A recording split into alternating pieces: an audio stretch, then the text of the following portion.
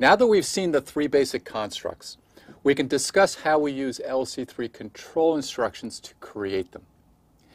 Now with the sequential construct, there's no control instructions that are needed because instructions naturally flow from one to the next. Now we do need them with conditional and iterative. Here we need to create code that converts a condition into N, Z, or P.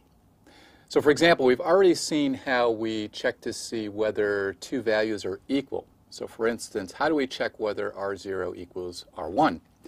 Well, what we did previously was we subtracted R1 from R0.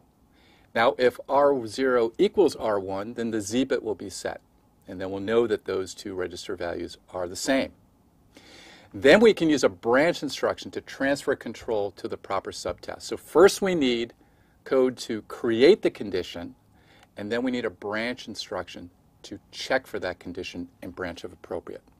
Let's first cover the LC3 code for the conditional construct. Here's a general flow diagram of a conditional construct. First we test a condition, and if that's false we do subtask 1. If it's true we do subtask 2. And in both cases we move on to the next subtask.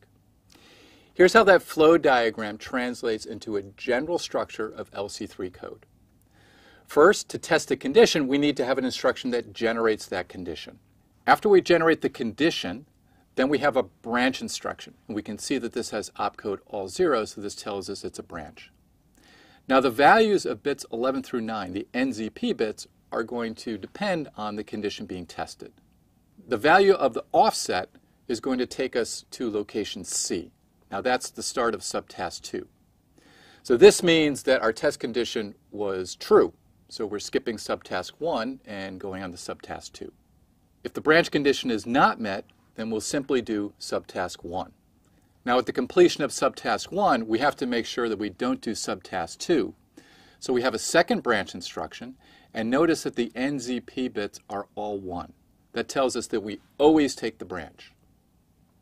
And the branch offset is going to be location D, which allows us to skip subtask 2 since we did subtask 1 instead.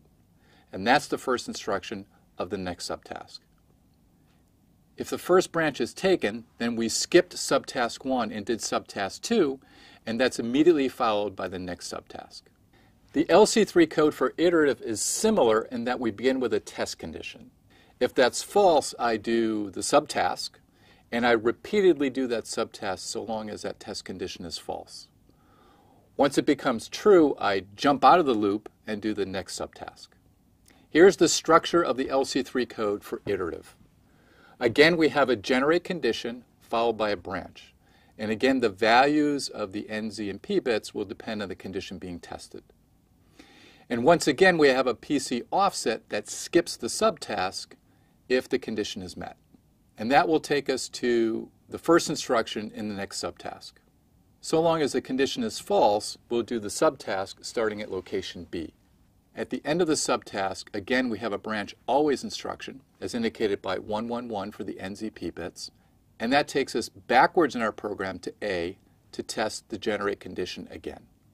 And we'll repeatedly do the subtask so long as the first branch is false. Once the condition is met, then we'll move on to location C, the next subtask.